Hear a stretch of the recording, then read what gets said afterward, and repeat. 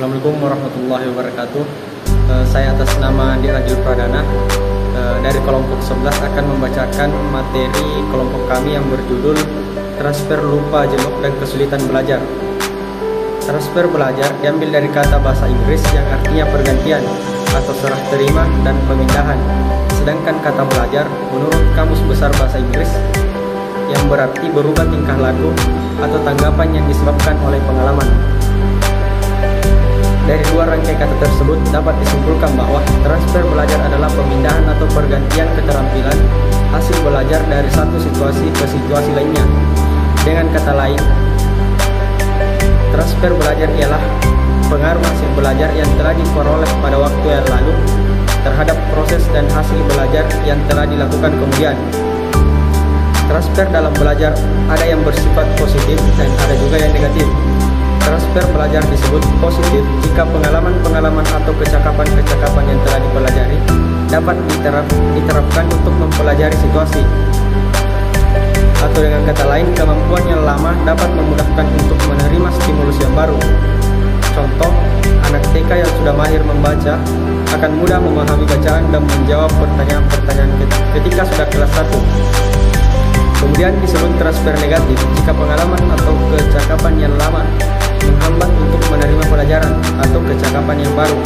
Contoh, keterampilan mengemudikan motor atau kendaraan dalam arus lalu lintas yang bergerak di sebelah kiri jalan yang diperoleh seseorang selama tinggal di Indonesia akan menimbulkan kesulitan bagi orang itu bila ia pindah ke salah satu negara Eropa Barat yang arah lalu lintasnya bergerak dari sebelah kanan.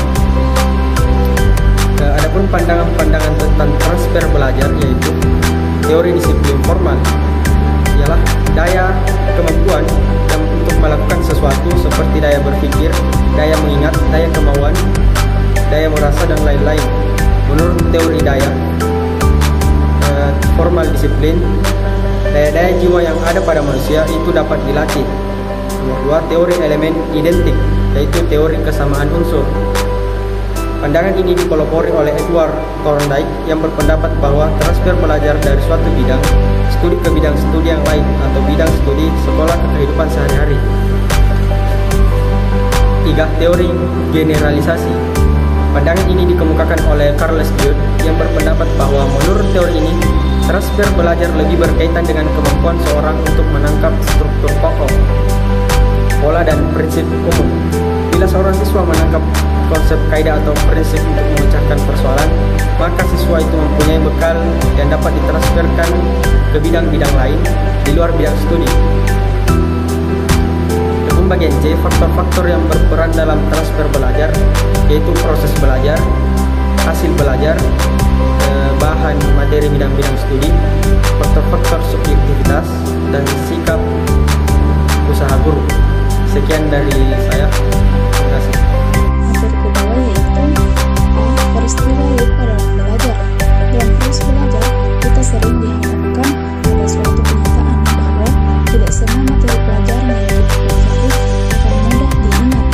Dalam kehidupan sehari-hari, sering juga terjadi suatu materi yang kita pelajari dengan sungguh-sungguh dan penuh ketekunan, tapi sulit kita kuasai dan mudah terlupakan dalam jangka waktu yang relatif pendek.